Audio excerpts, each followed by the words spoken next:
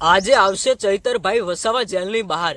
મિત્રો તમને ખબર હશે કે આજે 10 ઓગસ્ટ અને આજના દિવસે ગુજરાત હાઈકોર્ટની અંદર ચૈતરભાઈ વસાવાના કેસની સુનાવણી થશે।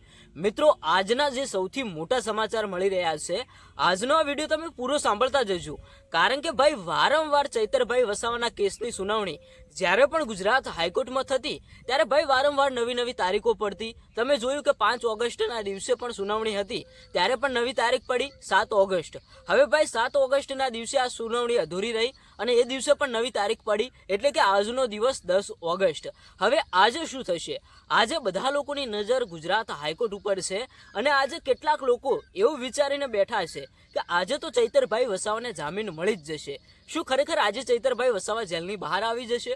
મિત્રો આ એક બહુ અગત્યના અને સૌથી મોટા ખુશીના સમાચાર છે, કારણ કે કેટલાય આદિવાસી સમાજના લોકો અને ગુજરાતના જે લોકો ચૈતરભાઈ વસાવાને સપોર્ટ કરે છે એ બધા લોકોની માંગ ક્યાંક ને ક્યાંક એવી જ છે કે આજે તો ચૈતરભાઈ વસાવાને ગુજરાત હાઈકોર્ટમાંથી જામીન મળવા જ જોઈએ અને આજે તો ચૈતરભાઈ વસાવા જેલની બહાર આવવા જ જોઈએ। પણ શું થશે આજે ભાઈ? જે ગુજરાત હાઈકોર્ટની અંદર ચૈતરભાઈ વસાવાના કેસની સુનાવણી થશે અને આજે ભાઈ જે નિર્ણય આવશે ને એ બહુ ખૂબ જ જોવા જેવો નિર્ણય છે। કેટલાય લોકો ક્યારનાય રાહ જોઈને બેઠા છે કે ગુજરાત હાઈકોર્ટની અંદરથી ચૈતરભાઈ વસાવાને ન્યાય મળી જાય, ચૈતરભાઈ વસાવા જેલની બહાર આવી જાય। પણ શું થશે આજે? ખરેખર ચૈતરભાઈ વસાવાને ન્યાય મળશે? શું ખરેખર આજે ચૈતરભાઈ વસાવાને જામીન મળી જશે?